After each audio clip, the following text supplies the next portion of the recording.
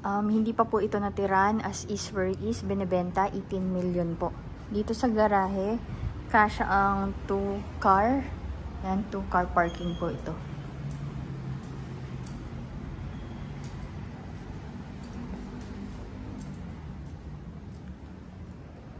Okay, so kasalukuyan, madumi talaga tong property. Ayan, meron pa ditong mga mga drive na bamboo.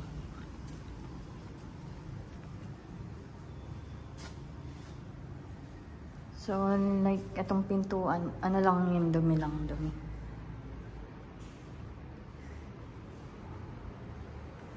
Okay, so ito yung property, open concept, living area, dining. Dito toilet and bath. Ayan, full toilet and bath. Kung makikita nyo ngayong panahon na to, laging umuulan na yung Karina, yung bagyong Habagat. Ayan, so makikita nyo malinis yung ceiling, wala tayong makikitang leaks.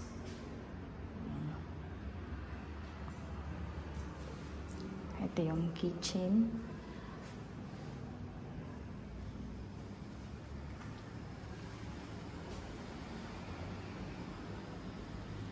Yan, dito yung refrigerator. Yan.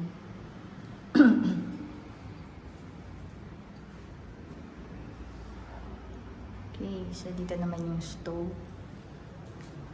Tapos dito yung space for Rachwood. Okay.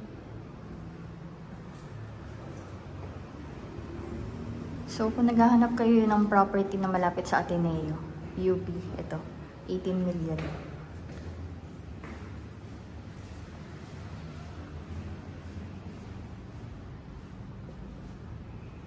Okay.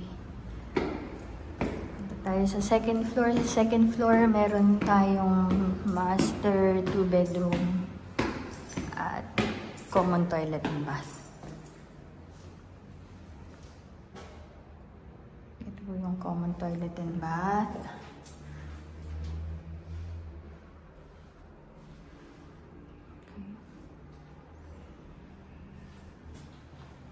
Yeah, kung titignan nyo dun sa ceiling, walang leaks. Ito yung unang tinignan ko dito sa property, kung merong leaks. Kasi nga nag-uulan ngayon mga panahon na to, tag-ulan. So, crucial yung mga leaks. Ayan, pero dito sa property na to wala. Malinis. So pag titingin kayo ng property, maganda tumingin kayo kapag maulan. Kasi makikita nyo talaga. Ayan, malinis. Yung mga nakikita nyo dumi-dumi na yan, walang ano yan, okay lang yan. Ang importante tignan nyo is yung kung may tumatagas ba, may tubig na tumulo. Yan. Okay, so makikita niyo malaki yung bintana. Malapit lang sa gate, walking distance. Okay. So if you want to see this property, just message me sa number na 0917-833-5234. Thank you.